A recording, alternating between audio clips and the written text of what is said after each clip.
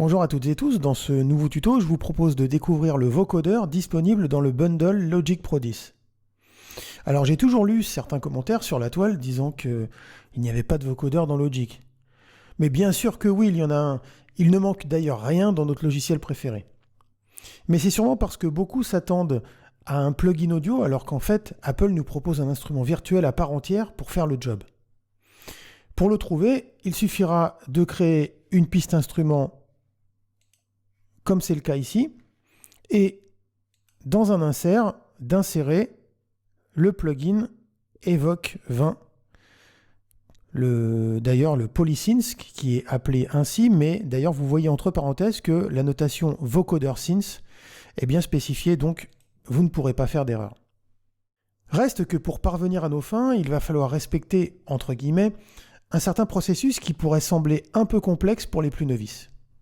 Mais ne vous inquiétez pas, rien de bien méchant, je vais tout vous montrer en quelques minutes. Vous allez voir, le principe est vraiment simple. Avant de nous amuser avec le vocodeur, nous allons avoir besoin de 3 pistes distinctes. Une piste audio, pour enregistrer une voix, en l'occurrence la mienne. Une piste instrument virtuel avec mon Evoke 20 de chargé, on le voit juste ici. Et une seconde piste instrument virtuel, ici avec un piano contact de chargé. Ça peut être n'importe quoi d'autre, un synthé, peu importe. Ensuite, c'est très simple. Dans un premier temps, ici pour l'exemple, je vais prendre la phrase « Bienvenue à tous les membres de Logic Nation ». Je vais donc enregistrer ma voix sur ma piste audio que j'ai préalablement créée et chanter une petite mélodie sur la phrase que je viens de vous citer. Allez, c'est parti. Attention à la voix parce que je suis loin d'être la Castafiore, mais bon, on va essayer de faire quelque chose de propre. Bienvenue à tous les membres de Logic Nation. Dans un second temps, il va nous falloir des données MIDI pour que notre Evoke 20 puisse interpréter notre audio, lequel devra contenir déjà notre voix enregistrée. Ici, mon chant fait la mélodie suivante.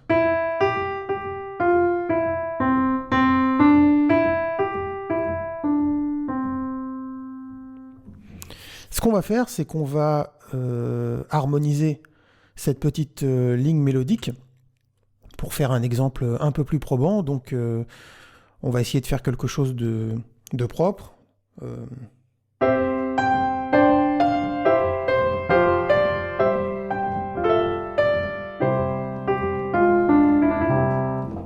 Bon, par exemple, je vais enregistrer ça avec Logic. Donc, on va mettre ma piste en solo et je vais lancer l'enregistrement.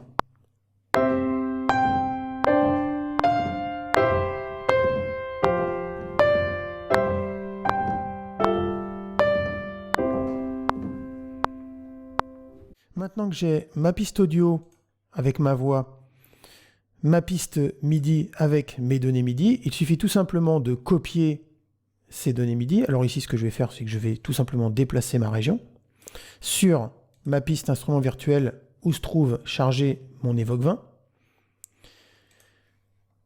Puis, dans mon Evoke 20, de m'assurer que je sois bien positionné sur le paramètre Voc, Voc pour vocodeur, vous l'aurez compris, de m'assurer également que dans mon sidechain, ma piste audio 1, en l'occurrence ma piste voix ici, soit bien sélectionnée, de choisir également un preset pour mon vocodeur, parmi ceux déjà disponibles d'entrée de jeu dans Logic. Donc ici j'ai pris Clear Voice Vocoder. Et surtout de ne pas oublier de muter ma piste de voix pour avoir un résultat optimum. On va écouter ce que ça donne. Bienvenue à tous les membres de Logic Nation. Évidemment, on pourra procéder à quelques ajustements. Je ne vais pas ici détailler l'intégralité des possibilités de l'Evoque 20, mais on va regarder les principales afin que vous puissiez modifier les paramètres qui vous permettront d'obtenir le résultat escompté. Alors, ici, on va pouvoir jouer sur les formants de notre voix. Ce bouton ici va vous permettre d'espacer ou de resserrer plus ou moins vos formants. On va écouter ce que ça donne en faisant un petit exemple. Je vais lancer la lecture. Bienvenue à tous les membres de la nation. Bienvenue à tous les membres de la nation. Le second bouton, qui s'appelle Formant Shift, va nous permettre ici de décaler les formants plus ou moins vers les aigus ou plus ou moins vers les graves.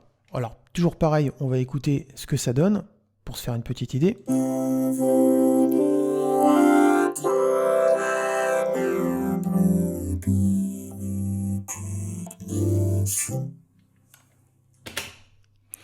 Le troisième bouton ici va nous permettre de jouer avec la résonance. Ici, rien de vraiment exceptionnel. Vous pourrez également, ce qui est intéressant, augmenter ou réduire le nombre de bandes. Alors ça peut être intéressant. On va écouter toujours pareil ce que ça donne pour se faire une idée.